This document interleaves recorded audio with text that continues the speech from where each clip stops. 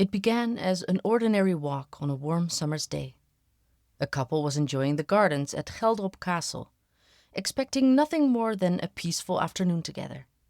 But just moments later, their walk would turn into a tragedy, leaving behind a question that would eventually end up in court. How could this have happened? Hi, and welcome back to The Lowest Crime, the podcast all about true crime from one of the lowest countries in the world, the Netherlands. I'm Eline, and I think I owe you an apology. I'm sorry I've been off the grid for so long. Unfortunately, life sometimes gets in the way, and every now and then I just have to prioritize other things over creating the podcast. But one thing I want you to know is that my intention is always to come back, so if I disappear for a while, please don't assume that The Lowest Crime is over. It just means that life has temporarily pulled me in a different direction, but as soon as I can, I'll be back behind the microphone sharing another story with you. But with that being said, today's episode is about a case that is quite different from the usual murder cases covered here. It's a tragic combination of events leading to a catastrophic accident nobody had wanted. Please be aware that today's episode discusses injury and death, so listener discretion is advised. And just a reminder, I do my very best to bring you all the known facts, but I am just an amateur podcast creator, so there is always a chance of me making a mistake.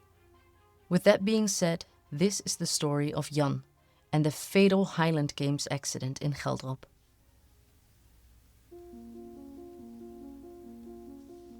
It was August 7th, 2022, and Jan and his wife were enjoying the lovely summer weather by going for a stroll in the flower garden at Geldrop Castle. The sun was out, it was nice and warm, and the flowers were in full bloom.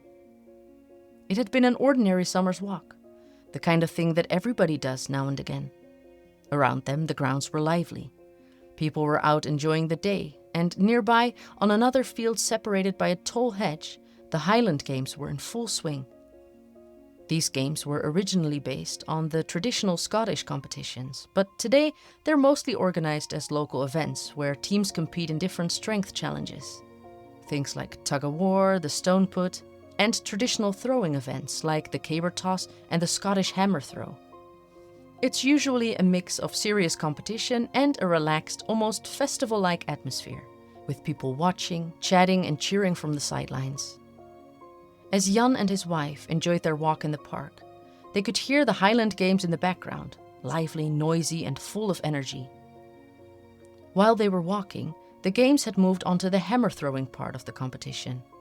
This is where the athlete holds a long handle with a heavy metal ball on the end and spins it around their body to build up speed. And then, at just the right moment, they let go, sending it flying out into the field. When everything goes as it should, it travels in a wide, controlled arc and lands safely within the marked area. Jan and his wife were not there as participants or even spectators. They were just enjoying their time outside, not even in the designated spectator area. They were simply passing through the flower garden next to the event terrain. But in the blink of an eye, everything changed. One of the athletes participating in the hammer throw part of the competition lost his balance. And with that, the hammer throw went terribly wrong. According to spectators, the hammer, instead of landing neatly in the marked area, flew completely off course into a different direction. And just like that, the hammer, a heavy metal ball attached to a long stick, shot over the high hedge into the garden. Jan and his wife never saw it coming. Jan's wife later said that all they heard was a strange noise, after which Jan fell to the ground.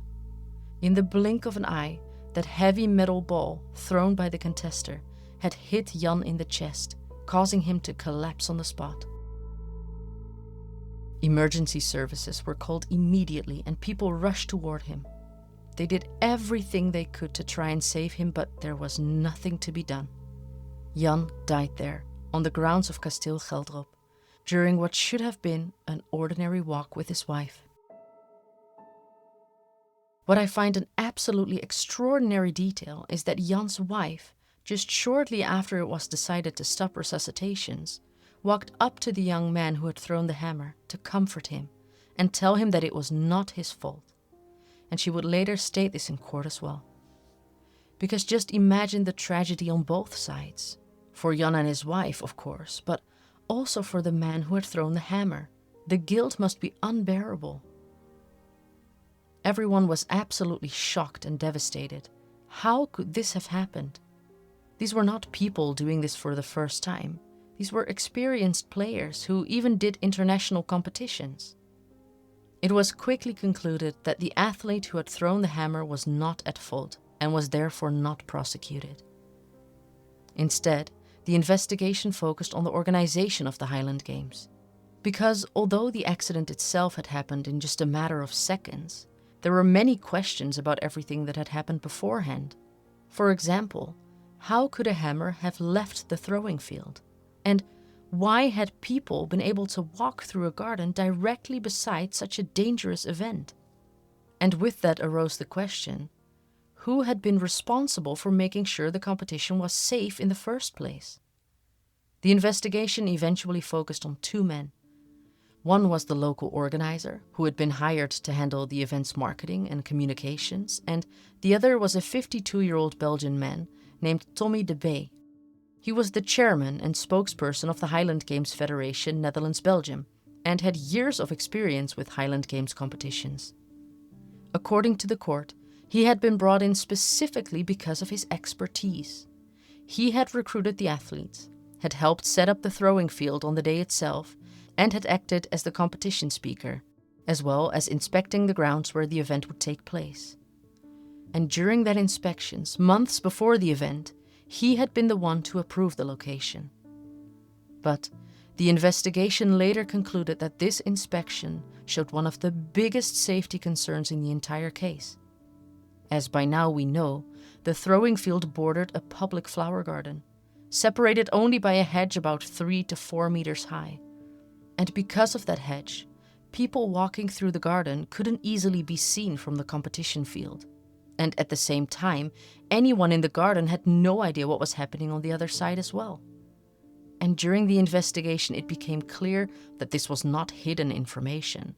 Tommy de Bay himself had already identified the issue when he had inspected the venue. And so in the court's view, that knowledge came with a responsibility. The responsibility to make sure that the risks were properly managed. According to the judges, this should have been the moment when a detailed safety plan had been created. Instead, the court found that there had been no concrete plan explaining how the public garden would be kept safe while the heavy throwing events were taking place. There were no clear instructions for local organizers or the managers of the castle grounds, and no proper briefing for spectators, participants, or officials about the specific risks posed by the neighboring garden. The judges also pointed to the man's extensive experience.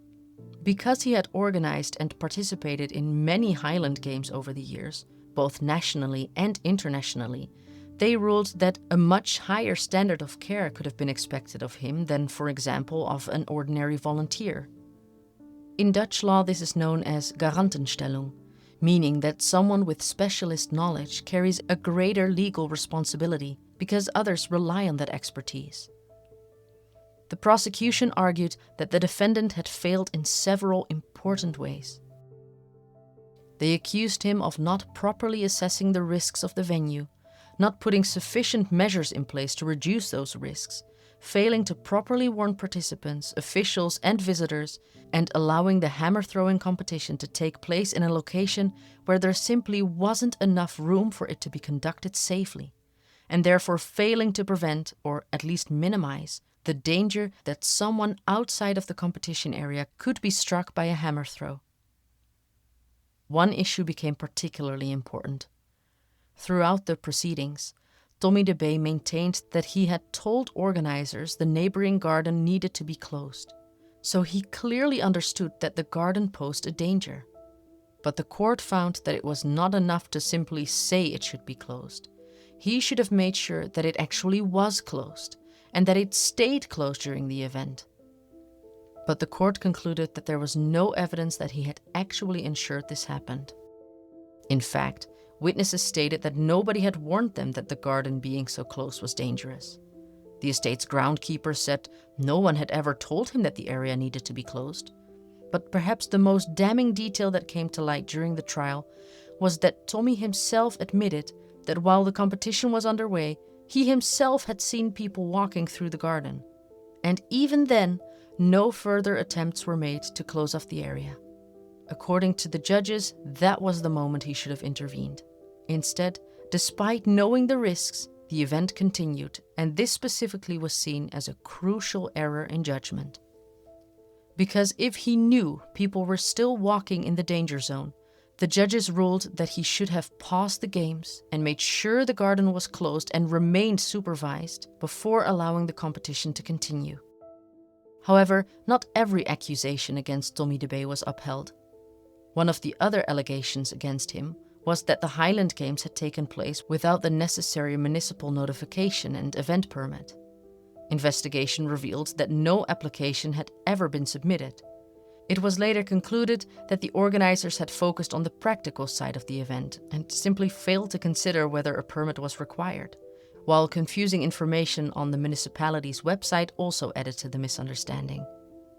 But because no permit application was ever filed, the municipality never had the opportunity to review the event's safety arrangements. However, the criminal court ultimately ruled that obtaining those permits was not the defendant's responsibility, so that allegation was dismissed. The second defendant, Robin B., the man responsible for marketing and communications, was acquitted entirely. Although he had helped organize practical matters, the court found that he had relied on the Highland Games expert, Tommy de Bay, for all his decisions regarding safety. He had even asked whether the safety barriers had been placed correctly before the event began. The judges concluded that while he may have acted carelessly, his actions did not amount to criminal negligence. For Jan's family, the legal process was deeply painful. At the hearing, Jan's widow described the moment that she lost her husband. She said they had just been standing next to each other when she heard a strange sound, and suddenly he went down, and she knew immediately that something was terribly wrong. She spoke about helping bring items from the ambulance and about the moment it became clear that resuscitation efforts would be stopped. And then there was the devastating sentence she spoke in court. The Highland Games were everyone's, until it went wrong. It was such a powerful line because it captures exactly what the family felt. When the event was being organized and promoted, many people seemed involved, but once it ended in disaster, suddenly no one was responsible. Jan's daughter also gave a statement through victim support. She said that she was incredibly angry. It felt, she said, as if everybody was pushing responsibility away from themselves. And she said, "If everything had been arranged correctly, my father would still be here." And that may be the clearest summary of the case. Because this was not a story about intent. No one set out to kill Jan. No one wanted this to happen. Even the court said that clearly.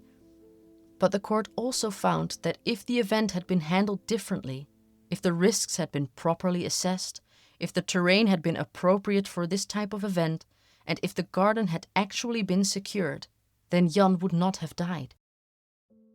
On March 20th, 2026, the Oost-Brabant District Court delivered its judgment.